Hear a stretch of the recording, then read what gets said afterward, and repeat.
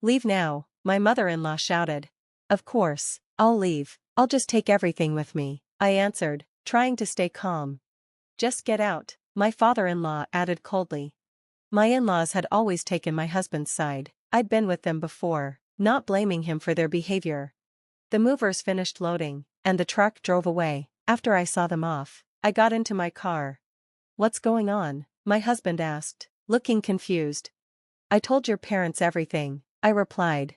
His voice trembled as he asked, what? In shock. Ben was speechless and collapsed to his knees. I drove away, glancing at him in the rearview mirror. My name is Lily, a 31-year-old office worker. My husband Ben and I were once colleagues at the same company. Ben is 3 years younger than me, and I was his mentor when he started as a new employee. That's how we met. At first, I was too busy helping him to think of anything romantic, but after he became more comfortable at work, we grew closer. About 5 years later, Ben found another job, and that's when he told me he loved me. I've loved you for a long time, Lily, he said, looking at me with sincerity. I was so happy to hear this, because I also liked him and had been sad that we'd have to part ways. I feel the same way, Ben, I said with a smile. I said yes, and we began dating. Since then, our relationship went smoothly. We went out for dinner after work and shared our day's experiences. On our days off, we went to different places on dates. After about a year of dating, Ben proposed. When I first met you, Lily, I knew you were the one. Even after a year of dating, my feelings haven't changed. I need you in my life. Will you marry me? He asked, his voice full of hope. His energetic proposal, typical of a younger man, moved me. Since I loved him, I said yes, and we decided to get married. We introduced our families to each other and had a wedding. I thought our married life would be happy and wonderful. In the beginning, we were very happy. Ben helped with the housework, and we spent our days off together watching movies, shopping, and driving. We had a lot of quality time together. About 6 months after getting married, we decided to move because our apartment felt too small. We thought about the future, including having children, and looked at many places. Finally, we found a spacious house we both liked. It was a bit more expensive, but we were happy with it. When we moved in completely, we loved it. The kitchen was great for cooking every day, and each room was spacious, with several places to relax. Ben seemed really happy, and every day felt wonderful. But slowly, my happiness started to fade. One day, my in-laws came to visit our new house. They were very surprised when they saw it. Wow, it's so beautiful, and the rooms are so big, my mother-in-law said. It's a great house, right? Ben replied proudly. I was happy they liked it, but soon, Ben got a message from his parents. Huh? You want to live with us? He asked, sounding surprised. I was shocked when I heard him ask them that. We'd only been married for a little over 6 months, and it had been less than a month since we moved in. Living together wasn't an option. I thought Ben would refuse. Well, I'll ask Lily if she's okay with it, he said, looking at me expectantly. I couldn't believe what Ben was saying. It was clear to me that I would say no, or maybe he should have refused from the start. I waited for him to finish the call, thinking about how I would respond. What happened? I asked after he hung up. It was a call from my parents, he said. They want to live with us. What? So they want to live here, not in their own house? I asked. Yeah, Ben nodded. Their house is getting old, and it's going to cost too much to fix. They think it's better to live with us. Seriously? I couldn't hide my frustration. I would understand if they needed help, but it sounds like they just want to live in a nice house without spending money. I'm against it. Why? Ben frowned. Because we've only been married for half a year. I don't think we should live with anyone yet, I replied. Ben looked upset. I told you my parents can't afford to repair their house. It's too expensive, he said. I heard you, I said, but I don't think that's a good reason for them to live here. Even if it's expensive, they should handle it themselves by fixing their house, selling it, or something else. I kept insisting.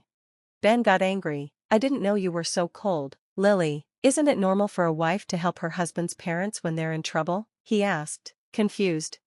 That's your reasoning? I snapped. If my parents asked to live with us in the same situation, would you agree to it? I asked.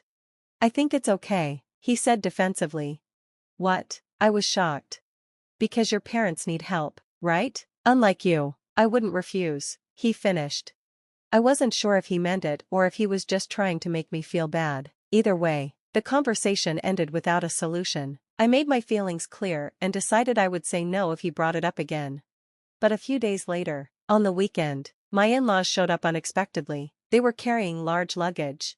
"Oh, this is heavy," my father-in-law sighed.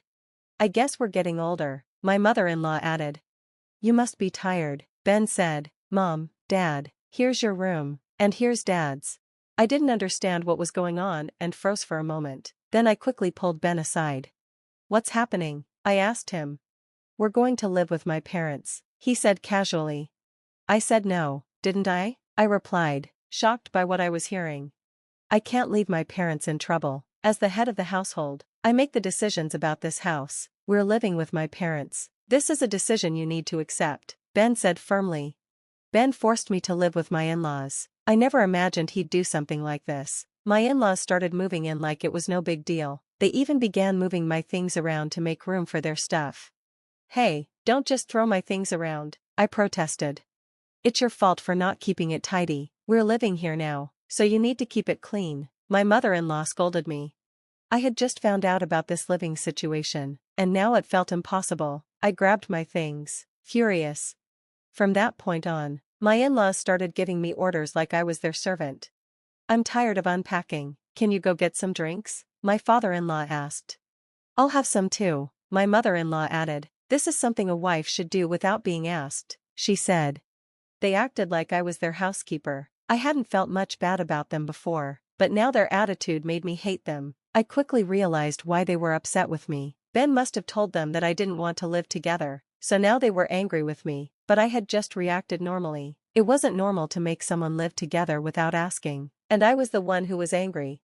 But since they'd already brought their luggage, I couldn't just kick them out. Plus, I was furious that I was the only one who had to leave the house we worked so hard for. I felt like I was losing, so I started thinking about how to make things difficult for my in-laws. I had to live with my in-laws, even though I didn't want to. They did whatever they liked in the house, using the food in the fridge and taking over the space. I could never cook what I planned for dinner because they would eat it all. The house got messy quickly because they were home all day and didn't clean up after themselves. They expected me to do everything.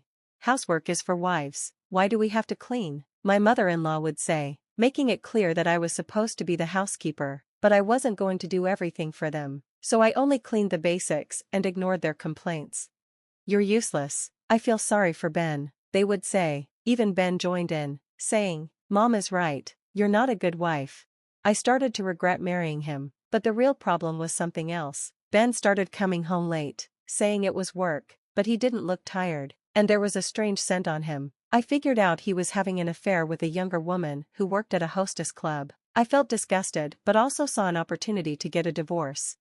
I hired a lawyer and started preparing for divorce, all while my in-laws continued living their lives like nothing was wrong. My father-in-law went golfing every day, and my mother-in-law hosted tea parties, buying expensive clothes for herself. I didn't care about their spending but felt like I was stuck. I found a new place and was ready to leave, but when I went to confront Ben with the divorce papers, he was away on a business trip. I waited for him to return, but that night, when I went to get a drink after my bath, my in-laws had found the divorce papers and were furious. "Why do you have divorce papers?" my mother-in-law demanded. I told them the truth. "Your son is having an affair, and I'm divorcing him." They didn't care. My father-in-law even laughed and said, "A younger woman is going to be his new wife. Isn't that better?" They mocked me and told me to leave immediately. I arranged for a moving company and packed my things. They told me to leave before Ben returned, so I did. I saw Ben coming home just as I was about to leave, and I told him I was divorcing him, that he had been caught having an affair, and that I had already told his parents. They were thrilled. Ben tried to talk, but I ignored him, got into my car, and drove away. As I left, I saw him collapse in shock. After that, my in-laws called, asking where all the furniture was. I told them I took everything because I paid for it. They were shocked, because they didn't know I earned more than Ben. I ended the call, blocked their numbers, and moved on with my life. The divorce was finalized, and I received settlements from both Ben and the woman he had an affair with. Ben had to cancel his contract for the apartment and was now living with his parents in a tiny place, crammed with their golf clubs and designer clothes. They had to borrow money and work extra shifts just to survive. I, on the other hand, now live in a one-room apartment, And I'm doing great at work. I'm focusing on my career and moving forward. Despite the failed marriage, I'm happier now, and I'll keep pushing for more success. If you liked this story, please subscribe and leave a comment. See you in the next video.